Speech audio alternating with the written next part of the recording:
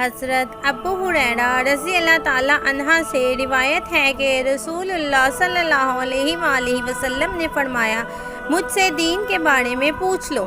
صحابہ کرام رضی اللہ تعالیٰ عنہ آپ صلی اللہ علیہ وآلہ وسلم سے اتنے مرعوب ہوئے کہ سوال نہ کر سکے۔ تب ایک آدمی آیا اور آپ صلی اللہ علیہ وآلہ وسلم کے دونوں گھٹنوں کے قریب بیٹھ گیا، پھر کہنے لگا، اے اللہ کے رسول، اسلام کیا ہے؟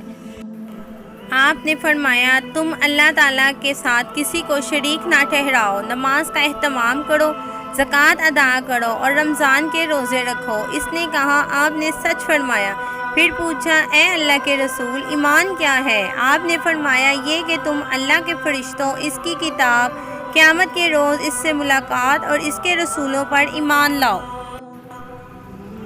مرنے کے بعد اٹھنے پر ایمان لاؤ اور ہر امر کی تقدیر پر ایمان لاؤ۔ اس نے کہا، آپ نے درست فرمایا۔ پھر کہنے لگا، اے اللہ کے رسول، احسان کیا ہے؟ آپ نے فرمایا، تم اللہ تعالیٰ سے اس طرح ڈرو گویا تم اسے دیکھ رہے ہو، پھر اگر تم اسے نہیں دیکھ رہے تو وہ یقیناً تمہیں دیکھ رہا ہے۔ اس نے کہا، آپ نے صحیح فرمایا۔ پھر پوچھا، اے اللہ کے رسول، قیامت کب آئے گی؟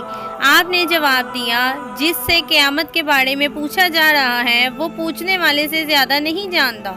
میں تمہیں اس کی علامات بتائے دیتا ہوں۔ جب دیکھو کہ عورت اپنے آقا کو جنم دیتی ہے تو یہ اس کی نشانیوں میں سے ہے، اور جب دیکھو کہ ننگے پاؤں اور ننگے بدن والے لوگ، گونگے اور بہرے زمین کے بادشاہ ہیں تو یہ اس کی علامات میں سے ہے، اور جب دیکھو کہ بھیڑ بکریوں کے چرواہے اونچی سے اونچی عمارات بنانے میں وہاں مقابلہ کر رہے ہیں تو یہ بھی اس کی نشانیوں میں سے ہے۔ یہ قیامت کا وقوع غیب کی ان 5 چیزوں میں سے ہے جن کو اللہ تعالیٰ کے سوا کوئی نہیں جانتا۔ پھر آپ نے یہ آیت پڑھی، بے شک اللہ تعالیٰ ہی کے پاس قیامت کا علم ہے، وہی بارش برساتا ہے، وہی جانتا ہے کہ ارحام ماؤں کے پیٹوں میں کیا ہے، اور کوئی شخص نہیں جانتا کہ وہ آنے والے کل میں کیا کرے گا، اور کوئی شخص نہیں جانتا کہ وہ کہاں کس زمین میں فوت ہوگا۔